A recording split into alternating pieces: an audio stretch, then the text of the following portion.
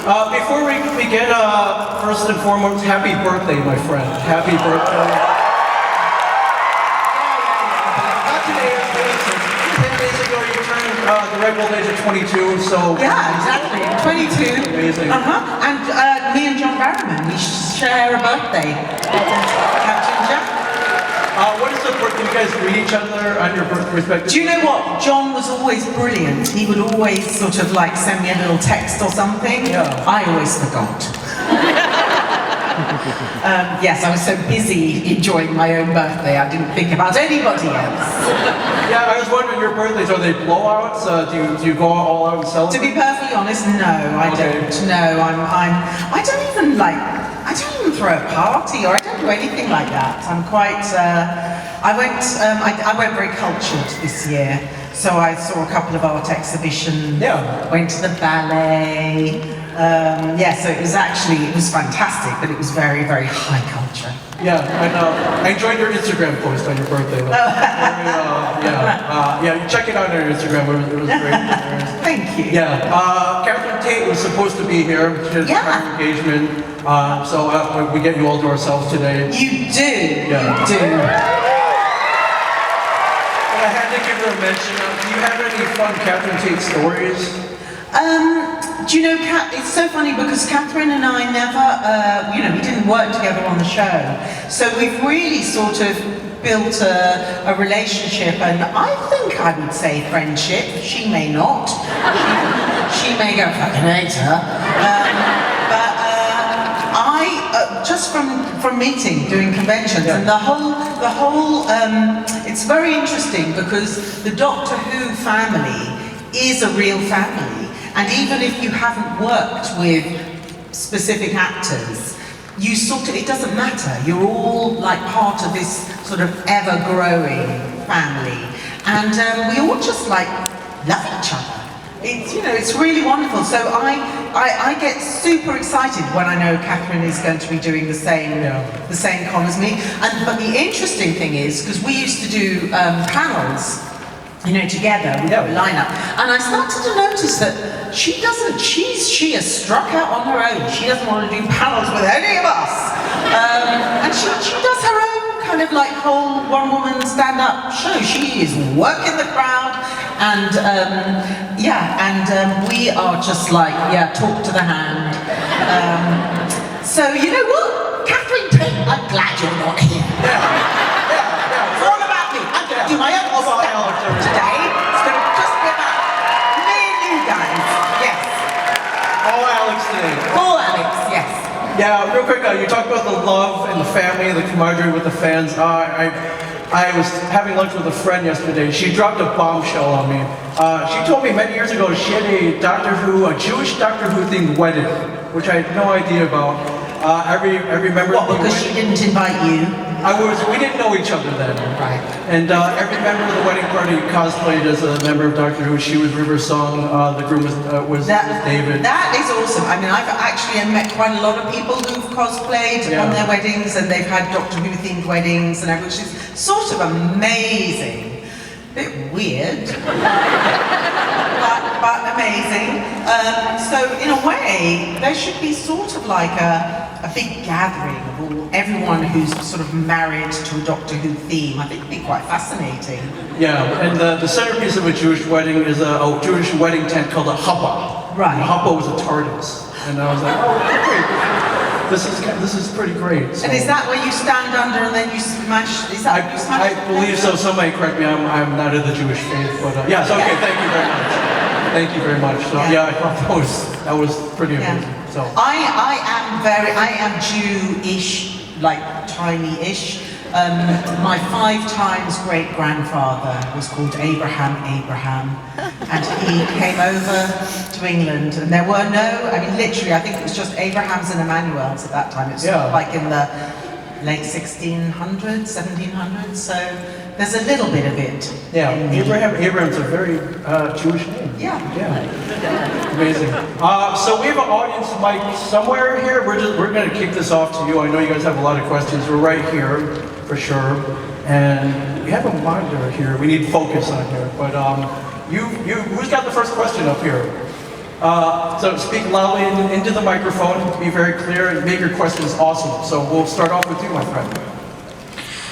Hi, Miss Kingston. My name is Blair, and I had a question about The Pit with Noah Wiley on Max right now. Would Dr. Elizabeth Corday, or whatever character you would be called, make an appearance? Oh my God! Hell yes! I would love to! I would totally love to. I've just recently found out that he's doing this show, and also I found out that Eric LaSalle is in a show that is, I think that shoots down on Long Beach, and it's kind of like a cop show, but it's all very, I think it's all, they have the cameras attached to their bodies, so it sort of feels very sort of real and documentary-like. So I immediately was like, bloody hell, I've got to be in both of these shows as a guest appearance. What could I be in Long Beach? What, you know, I've got to be some sort of drug lord or something that turns up in a crate, or I don't quite know. But I think that one's not actually going to work. But I could, and I'm not sure whether I could turn up as Dr. Corday, because he's not Dr. Carter. So even if I did turn up as Dr. Corday, he wouldn't know me. So, but I could be somebody else. Yeah, I could be somebody else, just not somebody dying on gurney. I wouldn't want that. I would love that. I would so love that. In fact, sorry, I've just got to tell everybody this because I'm so excited.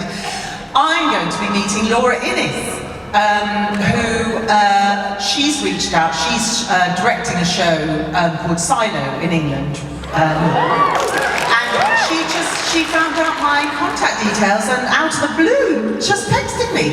So we're going to meet, and I haven't seen her since I left DR. I was like, oh, well, I'll wear a newspaper or a carnation or something so you recognise me. But we've got a lot to talk about, so I'm super excited. I think she'll recognize you. Yeah. You have a good point. Thank you, excellent question. Hello, my friend, right up to the mic. Hi, I'm Russell. I love you since ER and love your work. This is a compliment, not an insult, but our dog's named River Song. And so, anyway, we won't go there, but... no, I love that. So... Is it a Labradoodle? Does it have it's a Labrador mix. Has nothing to do, because I don't know your personality, but she's stubborn and does her own thing. So it's like...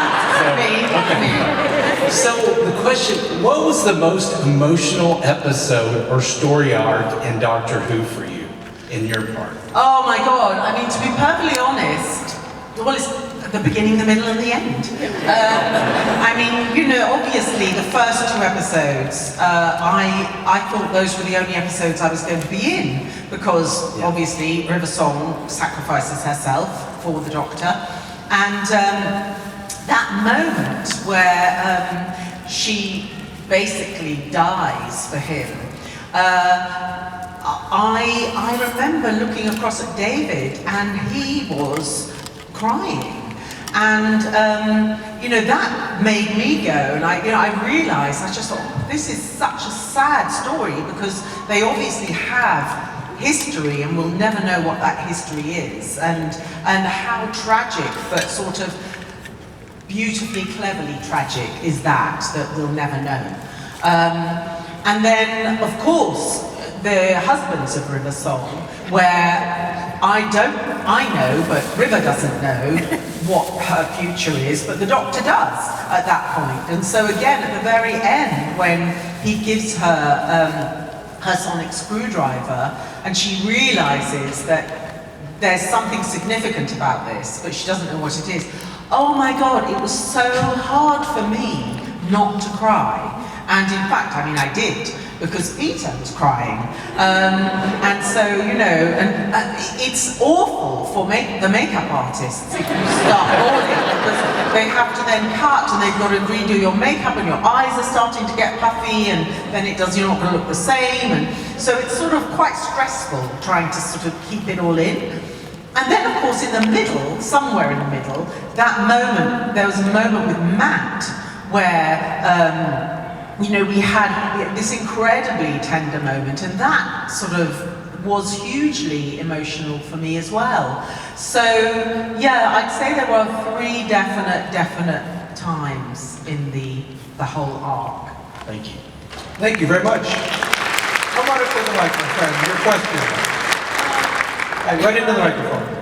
Hi, my name is Ash, and this isn't actually related to my question, but I feel like we're kind of twinning right now because we all have the curly hair and the bracelets. We do! Yeah, and my birthday's on Wednesday. Oh, happy birthday! Thank you.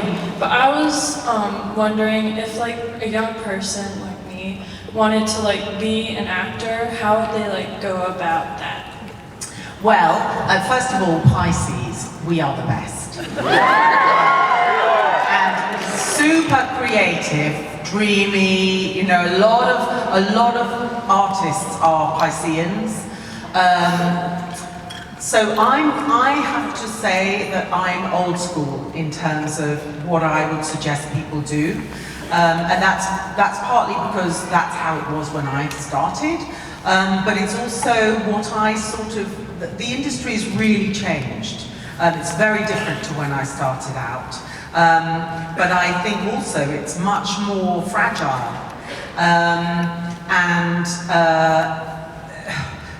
You know, a lot of people, they think they want to be actors, but what they really mean is they want to be a celebrity, or they want to be famous, and that's not what being an actor is.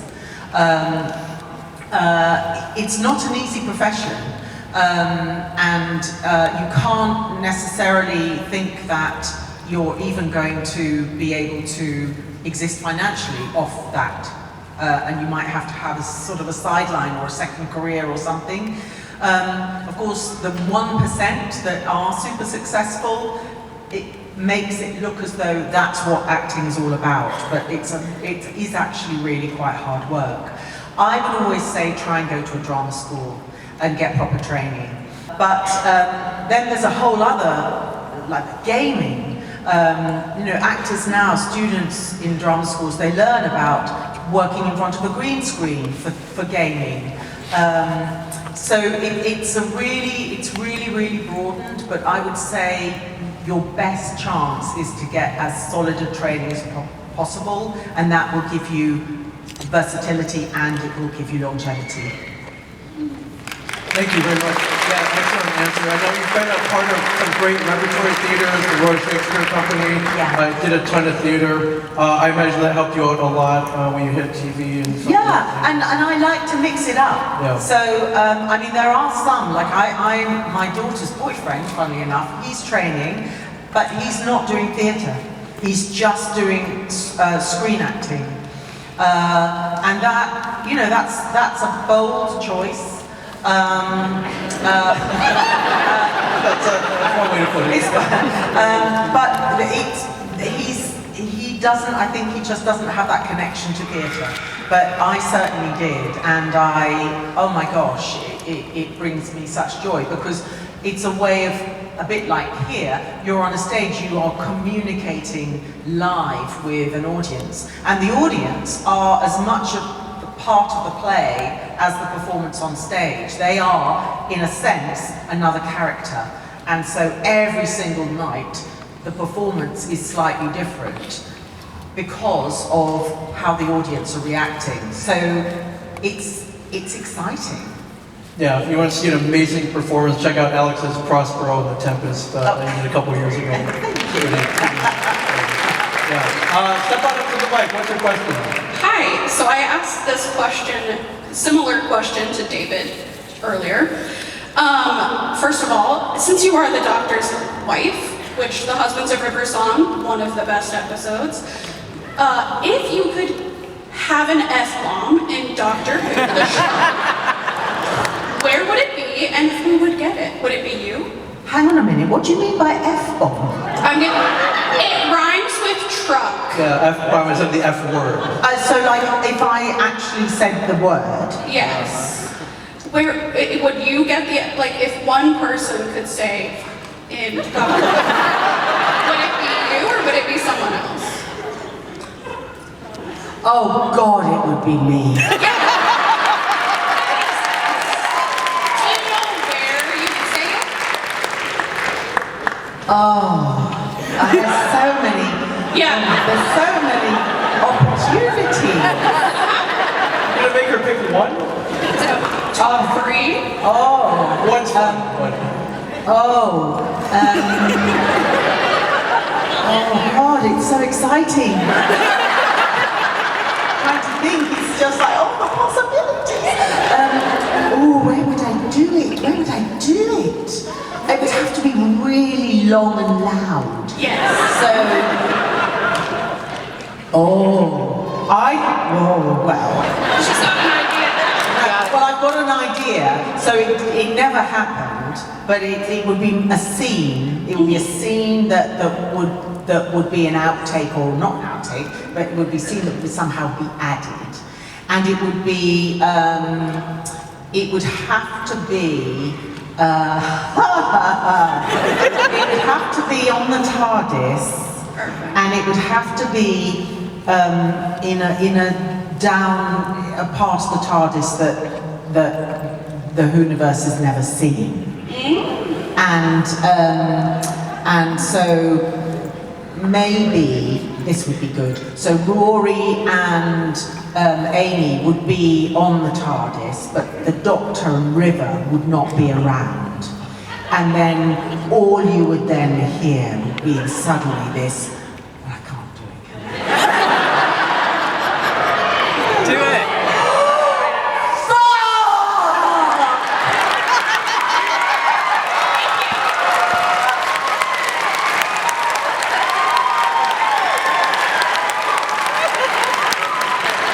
Well said, my friend, well said. And for any children in the audience, you're in Kansas City. You've heard that many times before. You've heard it many times before. Excellent question. You're up next. What's your question? Hi, my name is Emily. Don't know how I'm going to follow that. But first of all, wonderful, underrated performance, The Discovery of Witches. Yes. Part 2. My question is, at the end of Silence in the Library, how do you imagine River's life playing out in her new gnome? So this is really interesting because I think about this quite a lot actually. This shows how boring my life is. But I think there's a missed opportunity here because I think that because all right.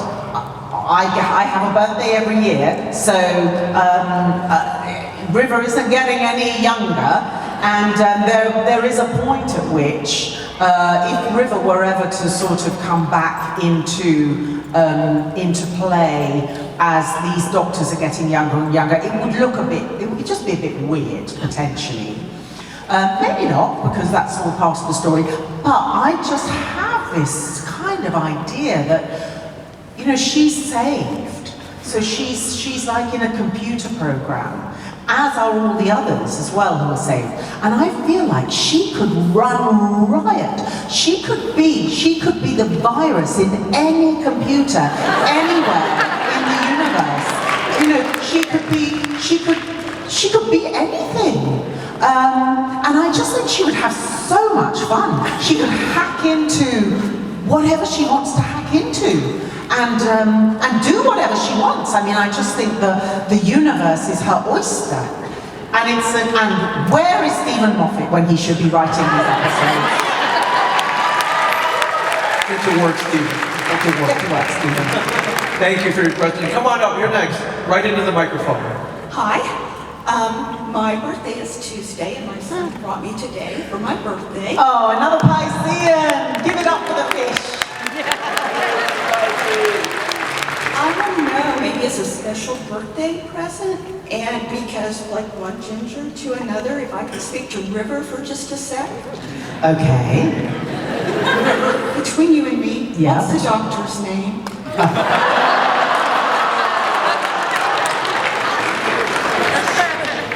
I could invite you up here and I could whisper it in your ear, but then I'd have to kill you. We want you to see your next birthday. We want you to see your next birthday. Yeah. I'm old. Not as old as me. You look like you're 20. 12, so let's keep those birthdays going. So thank you. Nice try though. Nice try.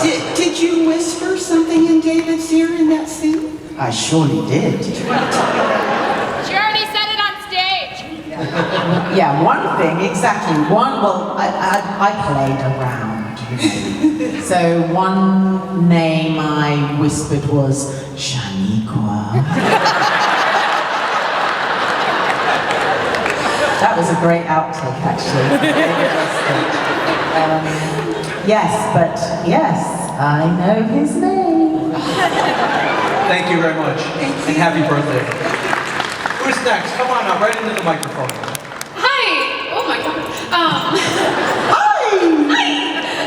My name is Isabel, and I was wondering what the audition process looked like for Doctor Who. Like, were there sides? What did those look like? Etc. Do you know, I'm sorry, I'm feeling very smug, because I didn't audition. That's not smug at all. Yeah. Confidence. It's confidence. No, I didn't audition. I was living in the States, and the first offer was to be the kind of headmistressy guardian of the adipose. And I didn't know anything about the reboot of Doctor Who. It was in England and it had become a sort of smash success, but it hadn't come across to the States yet. And I couldn't do it because I was not available. I was doing something else. And so I didn't sort of think too much about it actually. And then it was a while later that another script came through with the offer of this character River Song and this 2-episode story arc, and I read it and it made me cry. And so I just kind of decided, well, if it's provoking that sort of reaction in me, then I think I've got to do it. But so I just said yes, I didn't even have to audition. Thank you very much. Thank you very much. Who's next? Come on up here, my friend. Right into the microphone. Hi, my name is Max.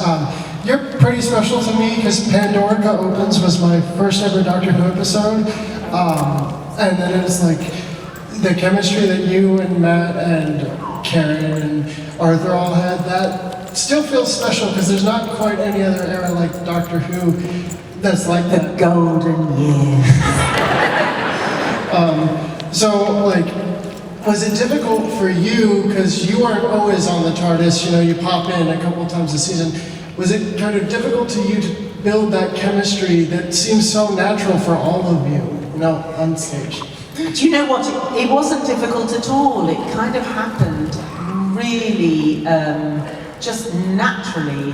I think I felt very comfortable because I had already established this character and storyline with David. Matt and Karen sort of came along really without any clue as to what was going to happen to them or how hard actually even the filming was going to be, because it is very intense, particularly for the person who's playing the Doctor. And so I was there initially, they brought me in to shoot my first episode with them. That was the first thing we shot, so it wasn't the first thing that the audience saw in terms of the series story numbers, episode numbers, but it was the first thing we shot because Stephen felt that they needed somebody to support them. And so I sort of felt very motherly towards them, and just sort of, we would go out to eat and I'd just say, look, you've got to prepare yourselves, your lives are going to change forever. You don't really understand this now, but this moment in time where nobody recognizes you, you know, we can go to the restaurants and things after we've been filming, you can wander around Cardiff, nobody will know who the hell you are. So that time is very short and can be very precious. And of course then the next time I saw them, it was like, Wah! And they were mad. And Arthur then had joined the group. But each time I came and joined in, their confidence levels had just sort of grown and grown, and they were more and more relaxed and more sort of just like in the skins of the characters. And it was such a lovely thing for me to see, actually, because they weren't aware of it. But because I kept sort of leaving and then coming back again, I could really see it very clearly, the journeys that they were all on, and that yeah, it was a really gorgeous thing to see, actually. Yeah. Thank you very much. Thank you. How about right into the microphone? What is your question? Hi, my name is Melissa. I first saw you on Doctor Who, but when I was about 17, I watched ER with my mom, and it was a very bonding experience, sometimes trauma bonding, especially where your character is concerned. My question is there a TV series or film that is special to you, not necessarily because of the thing itself, but because of the connection you have with another person around it? Oh my gosh, I mean, there's so many, over the years, there are so many good television shows that sort of really kind of stand out for me. I mean, but there are some that just stand out for me because they were bonding experiences. So I'm gonna go dark, but I'm also then gonna go cozy. So one of my best friends, and he's the father of my goddaughter. He and my goddaughter, for a while, they moved in with me and lived with me. And every evening, I'd be cooking supper for everybody, and we would put on Little House on the Prairie. Laura Ingalls. And literally every single episode, my friend Henry would be bawling. He'd be, crying. And literally, he was even crying in the episode where it was like they had a raccoon in the attic. And he was crying over the raccoon. And because I was cooking, I was never fully sort of, I'd watch, but I was also sort of busy in the kitchen. But that whole show really is special to me, because it was a moment where we were sort of living together, going through our own sort of personal struggles, but coming together as a sort of an interesting little family dynamic for a while. And then the other show, which had, I don't know why, it's had a profound effect on me, and it's not anything to do with bonding with anybody, but it's a show which, if you haven't seen it, I think it's almost like you have to watch it. It's really important, and that's the Underground Railroad. The filming and the subject matter is really hard, but the whole show is like an extraordinary poem. I mean, it's just it's magic realism. It's something else. It's extraordinary television making. So those are off the top of my head. Those are the two. Thank you. You should visit the Laura Ingalls house. It's like an hour or two from here. Is it really? Oh my God! Yeah, I didn't think we'd be talking about Walnut Grove today, but and Nellie Olson was very mean, by the way. So come on up here. What's your question? Right into the microphone. Hello. Oh gosh. Hi, Alex. And hello, sweetie. Hello, sweetie. First of all, I love your dress. It's fantastic. Thank you. Wow, this is a little shorter. My question for you is, when you were cast for Doctor Who, did you know that River's song would end up being Melody Pond, or was that a complete? What are you even talking about? What do you mean? I died. I just said I sacrificed myself to David Tennant. I mean, Melody Pond? No, I had absolutely no idea at all. I died. I couldn't believe it when Stephen Moffat called me and said, she's back, and I'd always had this plan. I did not have a clue. And certainly, I mean, the thing with Stephen is you don't understand a word of what is going on in the script. But you just trust him, because he throws out all these sort of fine threads of storyline that sort of might drift around for 5 episodes, and then they sort of attach themselves, and so it's sort of like you just go with it. Yeah, so no, I had no idea that I was Melody Pond. By the way, Anne Margaret is here this weekend. I have to have a photo with her. I mean, original Mrs. Robinson. Yes. I think I need a picture with her and a banana. So I'm going to do that. I'm going to have a photo op with her.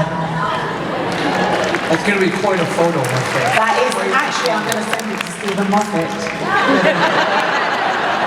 To rub it in his face. Rub it in his face. Yes. Your question, right into the microphone.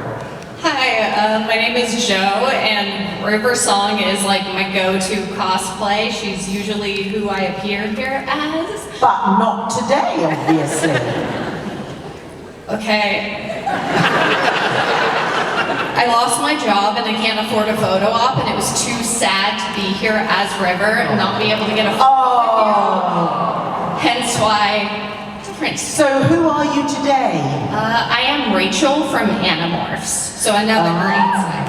Okay. Your question. But yeah, my question is, with all the cosplayers and all the love that River has got, like, what is your opinion on the fan reaction? Do you love it? Is it weird when you see people as other yous? Like, did you expect any of that at any point? I so didn't, and I actually found it really disconcerting. It took me a while to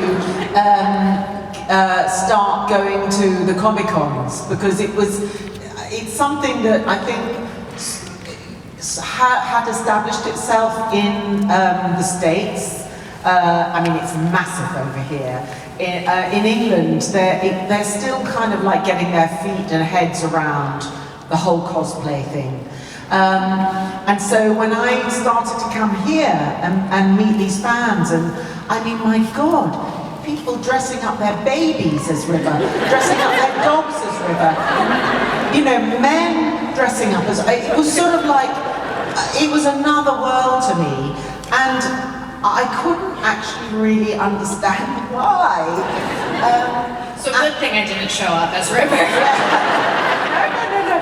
But also, you know, I just play the character, so I don't have a sense of what that does to people, you know, what they take from that, how they connect with the character. And so I have found that really quite odd. And I've sort of made my peace with it, because it is a journey that has really helped a lot of people. But the thing is, you know, she's badass. And I suppose the thing is, when I was a child, I was a good girl. So I always, even though I wasn't brilliant at school, I really tried. And I wanted to be good. I didn't want to be like one of the bad bully girls. You know, and I wasn't even interested in being cool or anything like that. I just wanted to be a good girl at school and be liked. So of course River isn't really that. So I'm like, well, why would you like River? Why is she this thing? But I think it's because she, as much as she's badass, she's also she loves the Doctor unconditionally. And I think, I've said this before, I think Doctor Who is all about love. It's about this man, this Time Lord's love for this planet, that he doesn't even understand why he loves it, or why he's determined to protect it at whatever cost. And it's the same with River. She is determined to protect this man, you know, at whatever cost. She's willing to sacrifice herself, she'll do whatever. So it's about love, and that is hugely powerful. And so I've made my peace, and I'm very happy that she has become a role model. Thank you, and come back to Planet. Thank you. I will. We're gonna take one more. You're finishing this one off, my friend. Make it a good one. Okay, well that's pretty lucky for me. But first, you are my grandma's, like, whenever someone calls her, it's you saying, hello, sweetie. And then for my question, it is, so the episode is called The Husbands of River Song. So which one would be your favorite husband?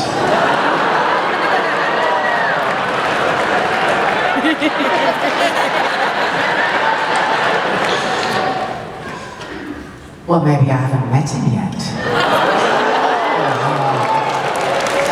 I could say Tom Baker.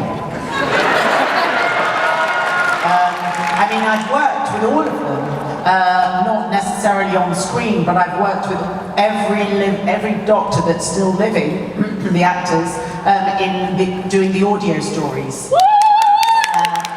So it's been amazing, actually, and really fun. Done a lot of adventures with Paul McGann's Doctor. The thing is, they're all the same person. So, you know, how can you have a favourite when it's the same person, they just regenerate into a different skin, and another side of themselves is revealed? Rather interesting science. I mean, they, I guess, come in all different shapes and sizes, and I don't think I'm going to say anything more than that. Amazing. Thank you very much. Thank you very much for being here.